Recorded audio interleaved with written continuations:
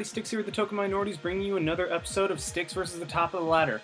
Now, as you can see, we are in Ubers, and while technically this is not a ladder match, I would like to provide a little bit of background. I was laddering when I ran into PyExplode, who I recognized from many of the Ubers forums, and he was using a hyper offense team. And after the battle, he messaged me and we started talking, and he told me that he was in the Smogon Premier League, or SPL, and he asked if I wanted to have another Ubers battle against his Premier League team. And after thinking about it, I decided, why not? And yeah, this is the resulting battle. He leads with his Giratina, and I lead with my Fortress. I normally lead with Dialga, but considering he saw me first round lead with it, I decided to switch it up and go with my Fortress.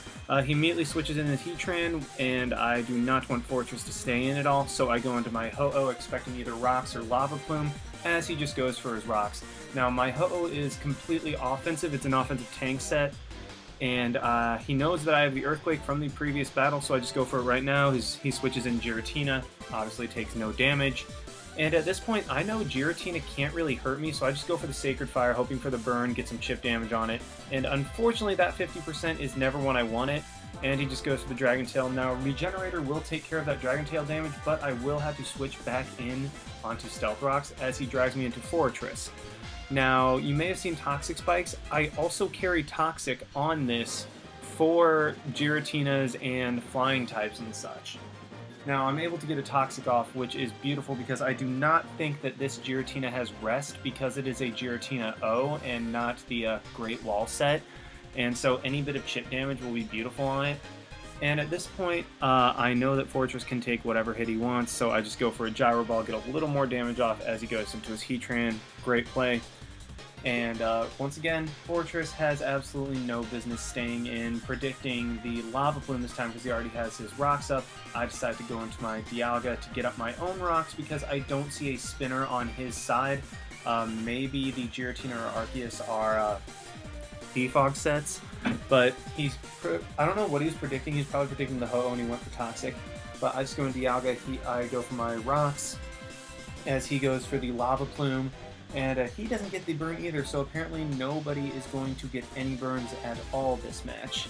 But right now, I know that he's going to go for a Lava Plume. I just want to roar something in, maybe get some toxic damage on something as I roar him into his Giratina, which is actually very nice because that means he will just be taking more and more damage to where eventually I will be able to get off a Rapid Spin and get rid of those Rocks for Ho-Oh. And at this point, I just decide to go for a Draco Meteor. Maybe he'll stay in, overpredict, go for Earthquake, but he makes the safe play and just goes into his Heatran. But also that Heatran's getting worn down too, which is very, very nice for me.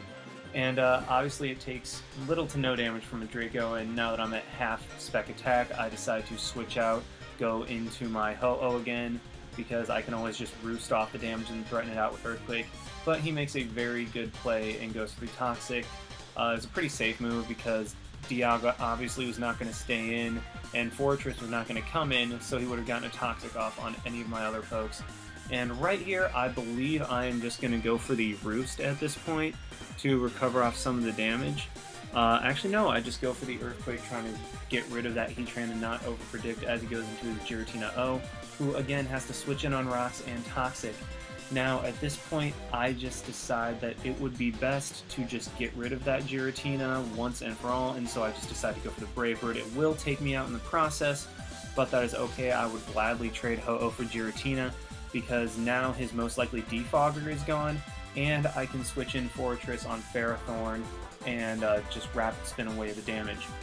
We have a double down right here as I decide to go in my Blaziken just to scout out what he wants to do, especially because that Giratina is now gone.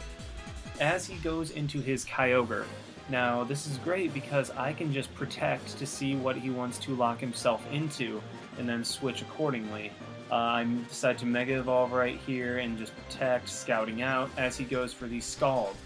Now, this Blaziken, if this Kyogre is offensive, I should be able to KO with a high jump kick, which would be beautiful for me.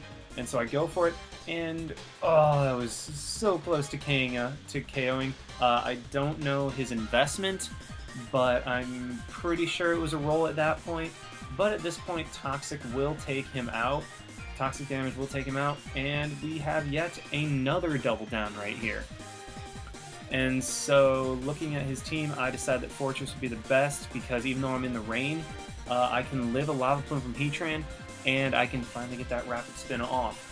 He goes into his Ferrothorn right now, as I do go for the Rapid Spin, finally getting rid of rocks, as he just goes straight for the Leech Seed to get some residual damage going on my Fortress.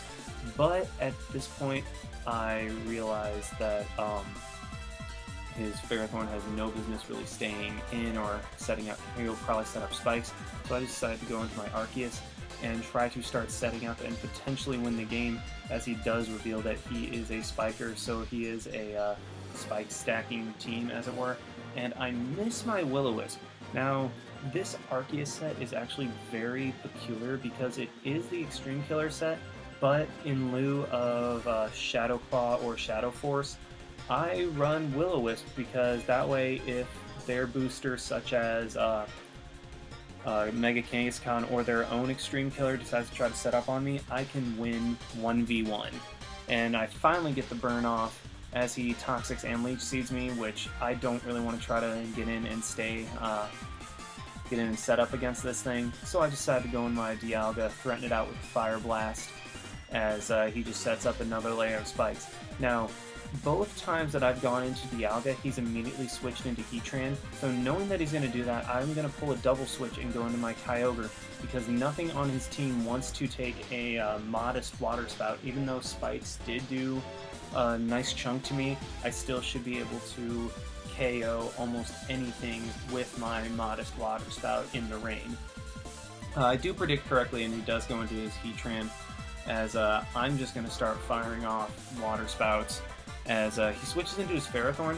Hindsight 2020, he probably should have just sacked his Heatran, because with the burn damage, I will be able to 2-ko it with Water Spout, and at this point nothing on his team can really handle it, so Kyogre should just be able to clean up, save for Extreme Killer Arceus coming in and trying to set up, but he will have to take a nice hit.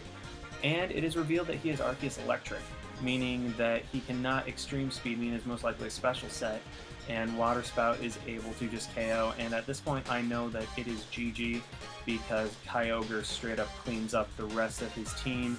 Xerneas is the only thing that can maybe live a hit if it's like an Assault Vest variant or something, which is rare, but I've actually seen it at some point. And now all he has left is his Heatran, which will get absolutely destroyed by a Water Spout. And yeah, that is going to be the game. Thanks for watching, guys. That was me versus a Smogon Premier League player. He already knew my team. I had no idea about his, and I still was able to come out with a win. Once again, thanks for watching. Like, comment, subscribe, all that stuff. And this is Styx, signing out. Why not? See you guys.